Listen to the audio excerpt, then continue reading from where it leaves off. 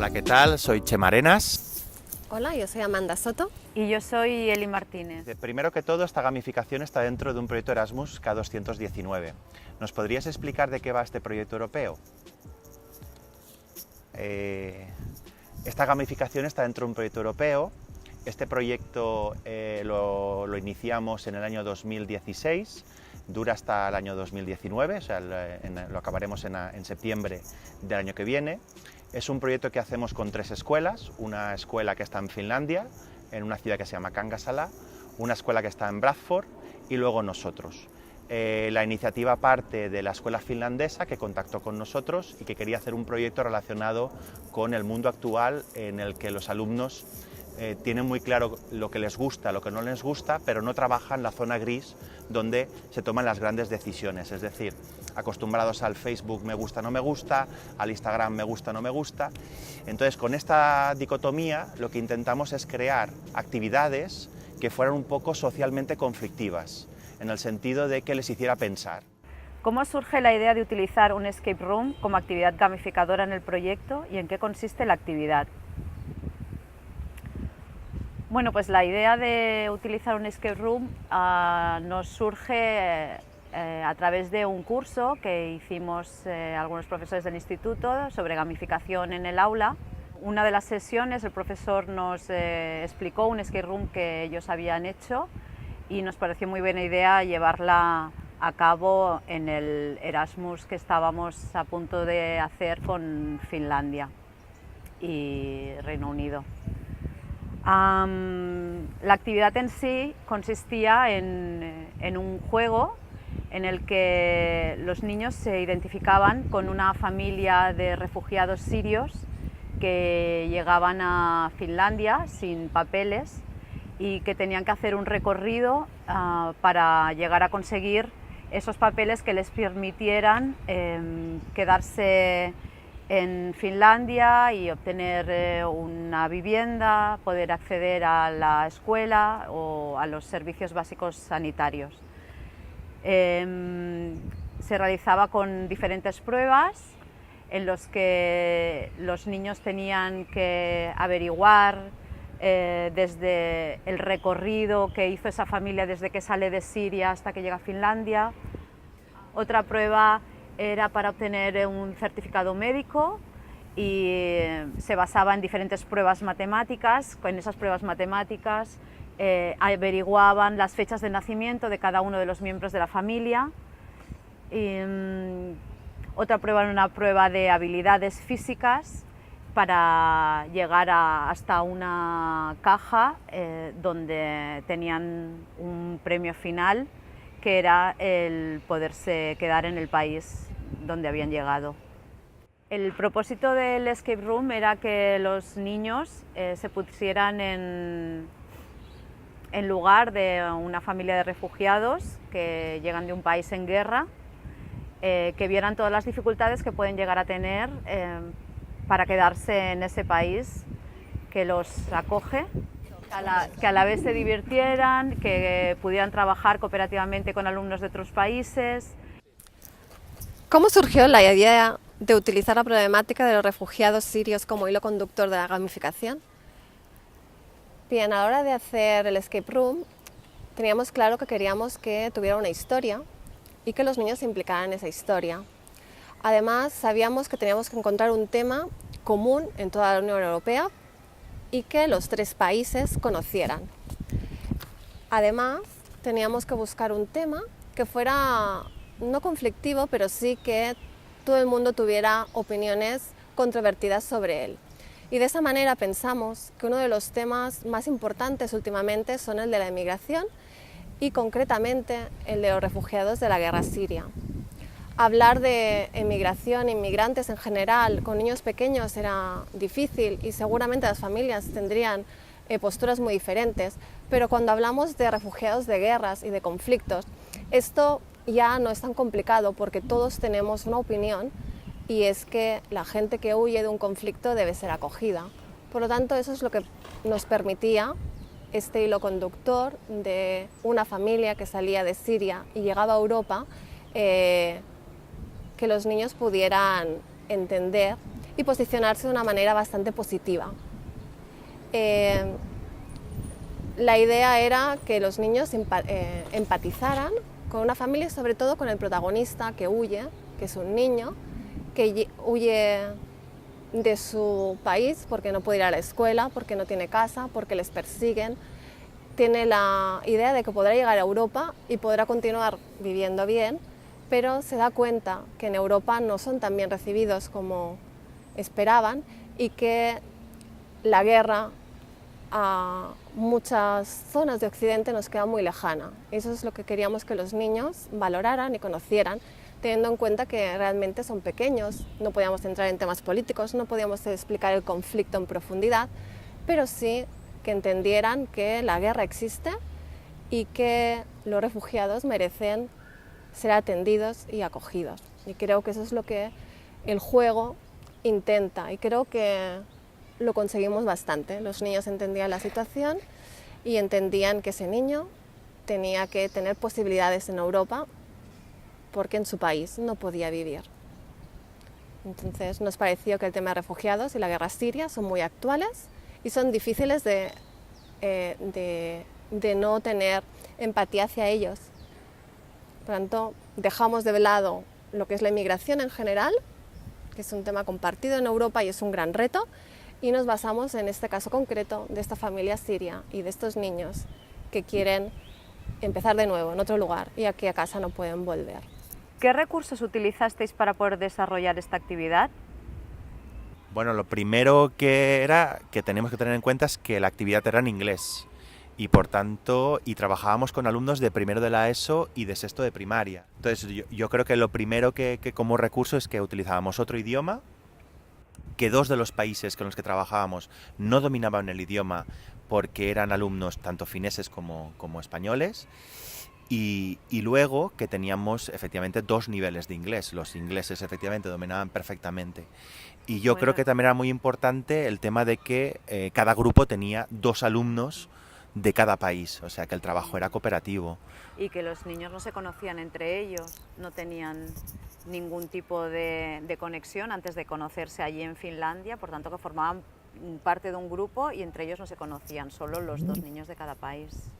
Sí, por eso utilizamos sobre todo los audiovisuales y los dibujos, que es una manera rápida de que los alumnos, aunque desconocieran el idioma, podían identificar de qué iba la historia, los países por donde tenían que pasar, las pruebas. Por lo tanto, todo el material gráfico y audiovisual era muy importante en esta gamificación. Ahora que hablas de los audiovisuales, tendríamos que destacar que claro que toda la creación fue hecha desde aquí, desde el instituto. En tercero de la ESO participaron en el diseño de lo que es toda la ambientación y los personajes, cosa que fue un trabajo muy bueno. Y luego el audio lo hicieron desde bachillerato y luego el montaje ya lo hizo la Amanda con toda la música y todo, o sea que en realidad partíamos de un material muy bueno que ya les ponía en situación. Y esto ya daba igual donde fuéramos, podríamos repetir perfectamente el escape room en otros 4 países diferentes y yo creo que funcionaría igual. The houses built by my mom have been bombarded. The hospital where my father used to work has also been bombarded. And the Palmyra's remainings have been destroyed because of the soldiers of ISIS. Our house also got destroyed. And that's why my parents decided that it was time for us to leave. One day in the morning, we got an old boat with a lot of people. I was really scared because I thought that the boat was going to sink. The police stopped us. I'm now in a police office. They just split us, me from my mom and Samar. I don't know where they took them and I'm scared. Que los recursos utilizados los hicimos la gran mayoría nosotros, los profesores y los alumnos. Se utilizó muy poco dinero para elaborar esos materiales y que, bueno, decir que se puede montar un escape room con calidad y sin necesidad de gastarse mucho dinero. ¿Cómo fue el resultado de la experiencia? ¿Cómo se tomaron el resto de profesores europeos la experiencia? Nosotros valoramos muy positivamente el resultado del escape room. Los niños estaban encantados, se lo pasaron muy bien, casi todos consiguieron el reto. Aprendieron, yo creo, mucho, se pusieron mucho en el lugar de la familia a la que estaban representando y bueno, para mí también fue una experiencia muy positiva. Yo destacaría el tema sobre todo de entrar a la habitación y encontrarse a mi compañera Eli vestida de policía, a nuestro compañero Guillem, que no está aquí, vestido de doctor porque era la segunda prueba, la de obtener el certificado médico y sobre todo lo que transmitíamos, ¿no? Estábamos muy emocionados, muy serios de que esta prueba y de que este escape room era de verdad, ¿no? El resto de profesores quedaron totalmente, yo creo que piensan que somos unos expertos en gamificación cuando es la primera experiencia que hemos hecho, pero nos ha aprendido a aprender mucho, o sea, y sobre todo de lo que dices, ¿no? De los errores, volveríamos a hacer otro y cambiaríamos muchas cosas. Pero destacar sobre todo que había un crescendo todo el rato, o sea, que al acabar con una prueba física y sobre todo una prueba que al final tenía una cajita pequeñita con 4 caramelos, que era como un golpe de explosión, ¿no? De lo hemos conseguido, ¿no? Tenían 20 minutos y quien lo hacía en menos de 20 obtenía esos 4 chocolatinas que habíamos comprado, ¿no? Por tanto, muy contentos con la experiencia. El proyecto en sí consistía en making choices, que es en tomar decisiones, y a base de eso pues hemos hecho actividades como gincanas. O sea, aprender a tomar decisiones correctas. Sí, porque a veces tomas decisiones sin saber, o sea, por ejemplo, te dicen te cae bien esta niña y tú dices no, y no la conoces y dices cosas que sin conocer a la otra persona. Me han explicado que hicisteis un escape room. ¿De qué iba? Sobre una familia que venía de Siria, de Siria y que hacían todo un recorrido para llegar hasta Finlandia. Entonces nosotros, ahí la policía los cogía y nosotros necesitamos ayudar a esa familia a conseguir que les dieran los papeles para vivir. ¿Cuáles son las siguientes actividades que tenéis preparadas dentro y fuera del proyecto? Bueno, dentro del proyecto, el proyecto aún le queda un curso escolar más, acabará en septiembre del 2019. Nos quedan 2 movilidades con alumnos. La primera la haremos ahora en noviembre, que marchamos a Inglaterra, también con la misma estructura. Cada instituto presentará una actividad de gamificación y presentarán unos storytelling, que es lo que hacemos. Imagino que al final de este curso, yo me imagino que a partir de julio del año que viene ya tendremos la página web terminada con todas las actividades que se han generado estos 2 años. Y respecto fuera del proyecto, yo creo que mejor que hable Amanda, porque tenemos una idea muy chula. Bueno, en principio nosotros hemos entendido que la gamificación es una metodología y que es apropiada para aprender, no está reñido a aprender y pasarlo bien, y nuestros alumnos están muy acostumbrados a la metodología del juego, a la metodología del reto, y cuando hablamos en esa clave reaccionan mejor, están más motivados. Entonces nuestra idea es empezar a aplicarla en nuestro instituto, por eso queremos crear un grupo de trabajo con otros profesores y aplicarlo a las aulas. Y además tenemos la intención de cambiar nuestros créditos de síntesis para gamificarlos, y en principio durante este año crearemos un par de ellos. Y solamente decir que eso, que... O sea, la cuestión, que nos hemos convertido en los frikis del juego. Hemos conseguido un grupito de 8 o 9 profesores que nos vamos a reunir cada martes, cada miércoles, no recuerdo, que nos vendremos aquí a jugar, a analizar juegos, sobre todo, a pensar qué podemos hacer para introducir la gamificación más en las aulas, y que encima lo que es la Generalitat de Cataluña nos va a reconocer este trabajo, este grupo de trabajo, con horas de formación. Y yo creo que esto a ver si crea un poquito de dinámica nueva en este instituto. Bueno, nosotros hemos visto que se aprende mucho a través de la emoción, el juego les produce emoción y nosotros podemos dar un montón de contenidos si ellos se sitúan en toman una situación, se sitúan en un periodo histórico, y aprenden mucho más que no cuando lo están leyendo en un libro de texto, cuando se los estamos diciendo de palabra. Y la prueba la queremos hacer en los créditos de síntesis, claro, que es una semana al año dedicada exclusivamente a esto.